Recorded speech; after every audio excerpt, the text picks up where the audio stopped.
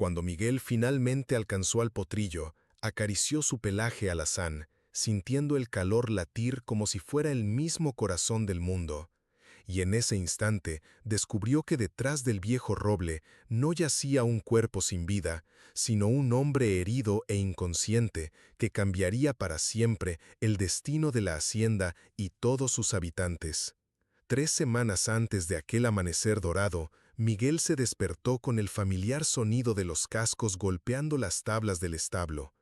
A sus 12 años, el delgado muchacho de cabello revuelto por el viento ya conocía cada relincho, cada suspiro de los caballos que poblaban la hacienda de los Campos Dorados. Pero aquella mañana de septiembre, algo era diferente. Un sonido nuevo resonaba entre los boxes. Un relincho joven, lleno de vida e inquietud. Nació en la madrugada, explicó Joaquín, el capataz, mientras Miguel se acercaba al box donde una yegua alazana acariciaba suavemente a su potrillo recién nacido. Nunca vi un animal tan listo. Ya estaba de pie en pocos minutos, como si tuviera prisa por conocer el mundo. Los ojos de Miguel brillaron al observar al pequeño potrillo. Había algo especial en ese animal, una luz en sus ojos que parecía reflejar el alma del niño.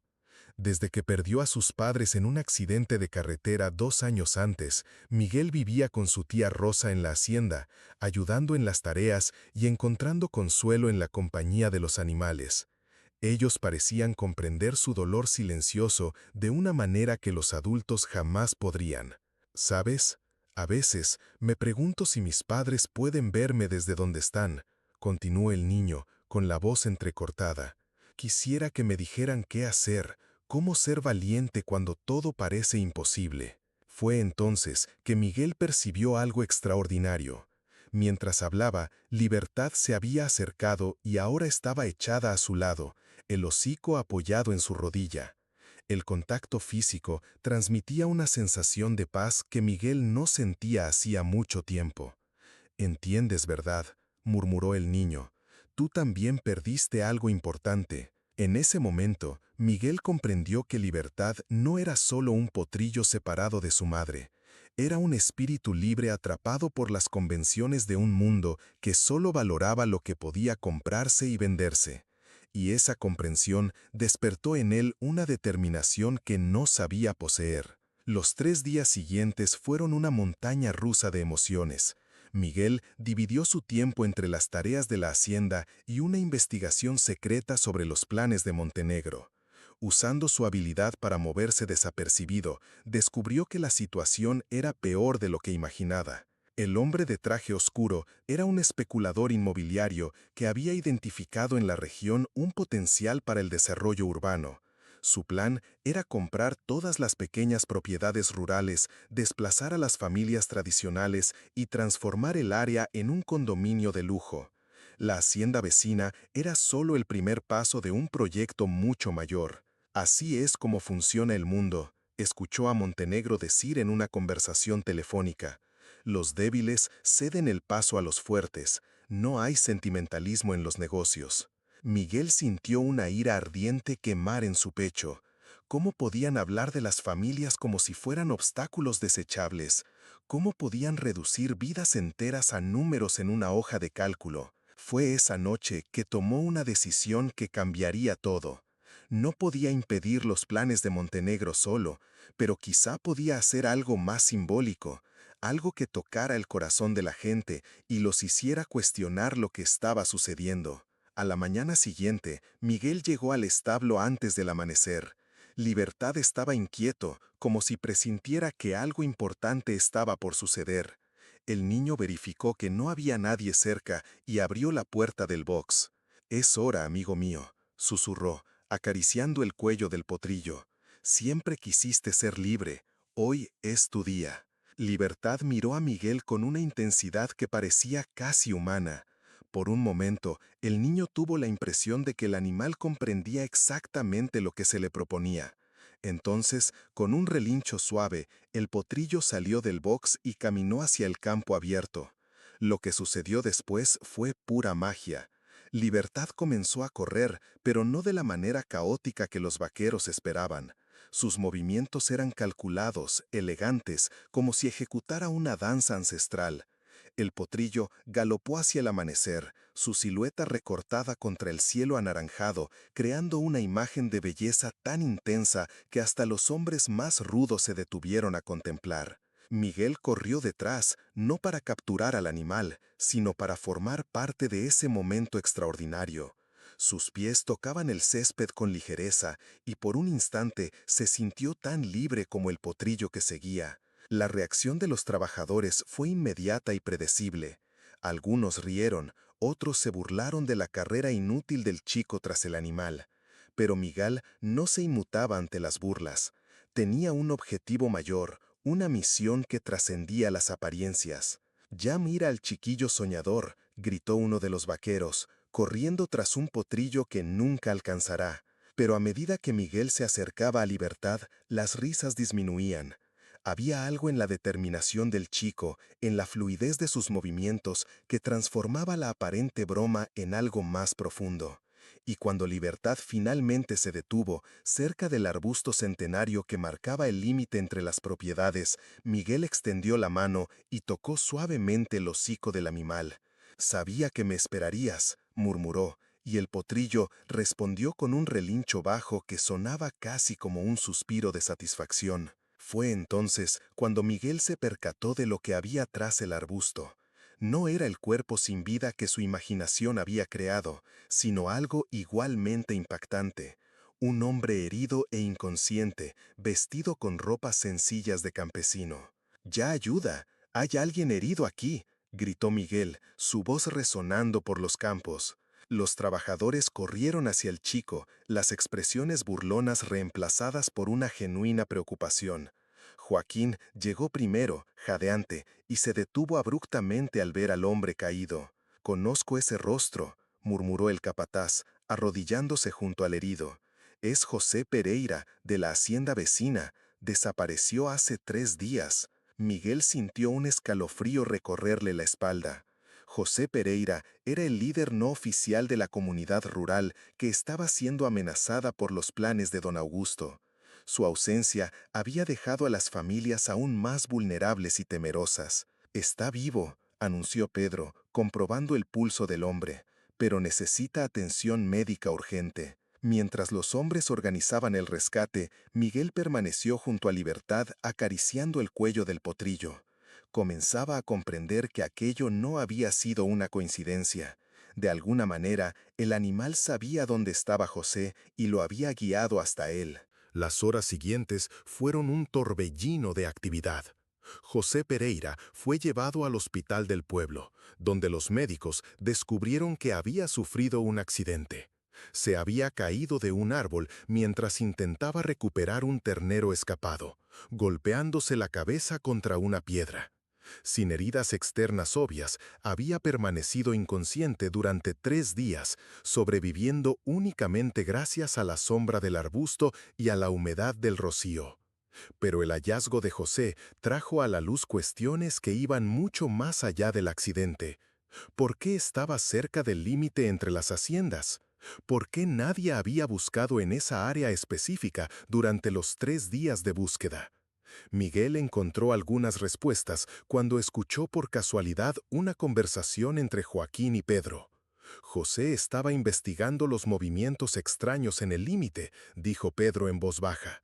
«Sospechaba que alguien estaba alterando los mojones de la propiedad, preparando el terreno para reclamar tierras que no le pertenecen».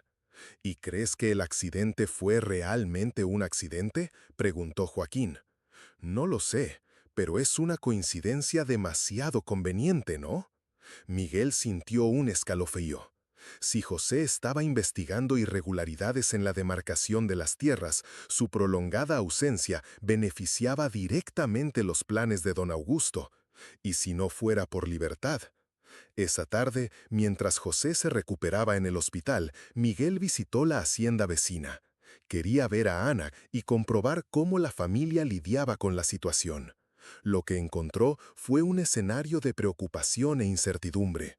«Sin José para guiarnos, no sabemos qué hacer», explicó el padre de Ana, un hombre de manos callosas y ojos cansados.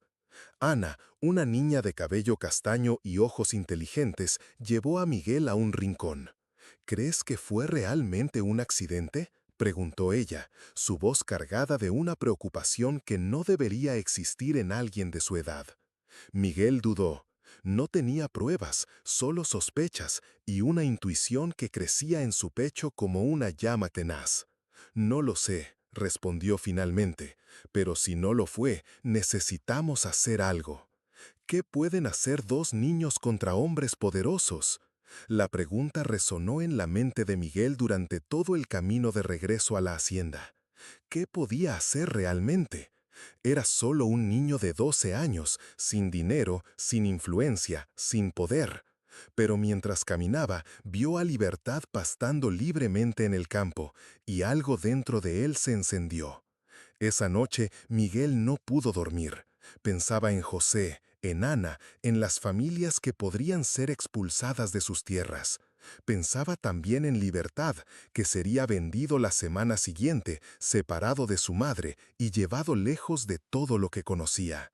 Era como si existiera un patrón cruel en el mundo, los débiles siendo subyugados por los fuertes, los inocentes pagando el precio de la avaricia ajena. Pero Miguel no podía aceptarlo, no cuando había visto la fuerza que existía en la pureza, en el coraje de un potrillo joven que había guiado a un chico a la verdad. Fue entonces cuando tuvo una idea. A la mañana siguiente, Miguel se despertó con el primer rayo de sol. Se vistió rápidamente y corrió al establo, donde encontró a Libertad despierto como si lo esperara. Los ojos del potrillo brillaban con una intensidad que parecía reflejar los propios pensamientos. ¿Confías en mí?, susurró Miguel, acariciando el hocico del animal. Libertad relinchó suavemente, un sonido que Miguel había aprendido a interpretar como aprobación. El chico sonrió y abrió la puerta del box. Entonces vamos a demostrarles a todos que la libertad no es algo que se pueda comprar o vender. Lo que sucedió después se convertiría en leyenda en la región. Miguel montó a Libertad, algo que nunca había hecho antes, y juntos comenzaron a recorrer los campos de la hacienda. Pero no era un paseo común. Miguel había memorizado la ubicación exacta de cada mojón de límite, cada punto donde las propiedades se encontraban. Mientras cabalgaban, el chico observaba atentamente el terreno, buscando señales de que los mojones habían sido alterados. Y lo que descubrió confirmó sus peores sospechas. Varios mojones de piedra habían sido movidos, algunos metros, otros centímetros, alteraciones sutiles que sumadas transferían un área considerable de la hacienda vecina a la propiedad de Montenegro. «Lo encontramos, amigo mío», susurró Miguel, desmontando cerca de un mojón que claramente había sido reposicionado. «Ahora necesitamos probarlo». Miguel sabía que no bastaba con descubrir el fraude, necesitaba evidencias irrefutables. Usando una vieja cámara Polaroid que había encontrado en el ático de la casa, comenzó a documentar sistemáticamente cada irregularidad. Libertad lo acompañaba pacientemente, como si comprendiera la importancia de aquella misión. Pero mientras trabajaban, Miguel se dio cuenta de que no estaban solos.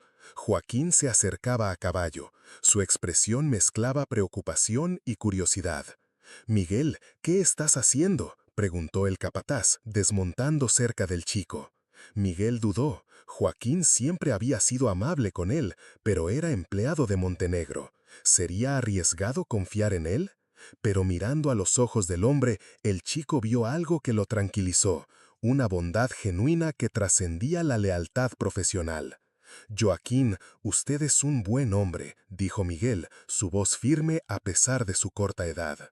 El capataz suspiró profundamente. «¿Qué has descubierto, chico?». Durante la hora siguiente, Miguel le mostró a Joaquín todas las evidencias que había recolectado.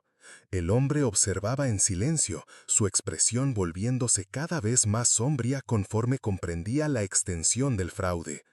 «Esto es muy grave», murmuró Joaquín finalmente, «si estas acusaciones son ciertas». «Lo son», interrumpió Miguel, y José Pereira lo sospechaba. Por eso investigaba el límite cuando tuvo el accidente. Joaquín miró a Miguel con una expresión de sorpresa y respeto. Tienes solo 12 años, pero ves cosas que muchos adultos prefieren ignorar. A veces se necesitan ojos de niño para ver lo que es realmente importante, respondió Miguel, acariciando el cuello de Libertad. Esa tarde, Joaquín tomó una decisión que cambiaría su vida. Buscó a Montenegro en su oficina, llevando las fotografías que Miguel había tomado. La conversación fue tensa, llena de acusaciones y negaciones, pero el capataz se mantuvo firme. «Coronel, trabajo para usted desde hace 15 años», dijo Joaquín, su voz calma pero determinada. «Siempre he sido leal, siempre he cumplido órdenes, pero no puedo ser cómplice de un fraude». Montenegro intentó argumentar, ofrecer ventajas financieras, incluso amenazó el empleo de Joaquín. Pero el capataz había tomado su decisión. Tiene 24 horas para corregir los mojones y cancelar los planes de apropiación, dijo, levantándose para irse. De lo contrario, estas fotografías serán entregadas a las autoridades. La tensión en la hacienda en las próximas horas fue palpable. Montenegro reunió a sus aliados, intentando encontrar una forma de sortear la situación. Pero la evidencia era irrefutable, y él sabía que no podía escapar de las consecuencias legales si el caso llegaba a la justicia. Miguel, mientras tanto, permanecía cerca de Libertad, como si el potrillo fuera su fuente de fuerza y tranquilidad. Sabía que había desencadenado una serie de eventos que podrían tener consecuencias imprevisibles. «¿Crees que hicimos lo correcto?», le preguntó al animal, que relinchó suavemente en respuesta. Fue entonces cuando tía Rosa se acercó, su expresión mezclando orgullo y preocupación. «Miguel, supe lo que hiciste», dijo, sentándose junto a su sobrino. «Fuiste muy valiente, pero también muy arriesgado. Meterse con hombres poderosos puede traer consecuencias serias. Tía, si no hacemos nada, las familias de la hacienda vecina perderán sus tierras. A veces hay que correr riesgos por los demás». Rosa sonrió, una expresión de orgullo maternal brillando en sus ojos. «Has crecido mucho, mi niño. Tus padres estarían orgullosos». La resolución llegó de forma inesperada. Montenegro, al darse cuenta de que no podía escapar de las consecuencias, tomó una decisión sorprendente. En vez de luchar contra la evidencia, decidió transformar la situación en una oportunidad de redención. Esa noche convocó una reunión con todos los trabajadores de la hacienda. Miguel estaba presente, junto a Joaquín, observando al hombre que hasta entonces consideraba un adversario insuperable. «Cometí errores», dijo Montenegro, su voz cargada de una emoción que nadie esperaba oír. «Dejé que la avaricia me cegara, que el deseo de lucro me hiciera perder de vista lo que realmente importa». Explicó que cancelaría todos los planes de apropiación de tierras, que los mojones serían reposicionados en sus lugares y que ofrecería compensación a las familias afectadas. Pero más importante que eso, continuó mirando directamente a Miguel, aprendí una lección valiosa de un niño de 12 años. Aprendí que la verdadera fuerza no viene del poder o del dinero, sino del coraje de hacer lo correcto, incluso cuando parece imposible. En los días siguientes, la hacienda se transformó. El ambiente de tensión fue sustituido por una atmósfera de cooperación y esperanza. José Pereira se recuperó completamente y volvió a liderar su comunidad, ahora con el apoyo inesperado de Montenegro, quien se convirtió en un aliado en la lucha por los derechos de las familias rurales. Pero la mayor transformación ocurrió con Libertad. Montenegro, en un gesto simbólico, decidió que el potrillo no sería vendido. En cambio, permanecería en la hacienda, libre para correr por los campos cuando quisiera, representando la libertad que todos habían conquistado.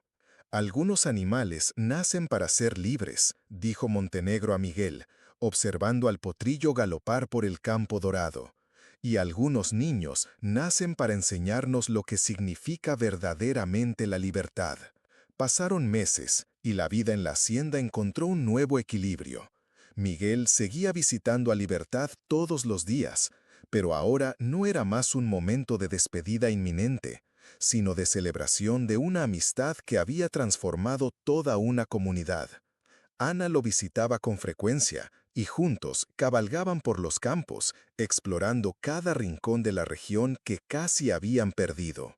Joaquín fue ascendido administrador de la hacienda, y su liderazgo compasivo creó un ambiente de trabajo donde cada persona se sentía valorada. ¿Sabes qué aprendí de todo esto?, dijo Miguel a Ana, mientras observaban a Libertad galopar libremente por el campo. Que el coraje no es no tener miedo, es hacer lo correcto aunque se tenga miedo. Ana sonrió, sus ojos brillando con una sabiduría que superaba su edad. Y yo aprendí que a veces las respuestas que buscamos están más cerca de lo que imaginamos. Solo necesitamos tener el valor de buscarlas.